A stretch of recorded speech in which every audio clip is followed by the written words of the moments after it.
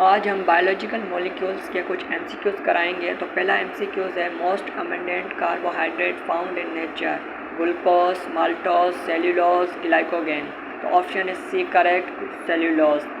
Question number 2, all amino acids have same formula, alpha, hydroxylic group, radical group, amino group. तो option C correct, radical group.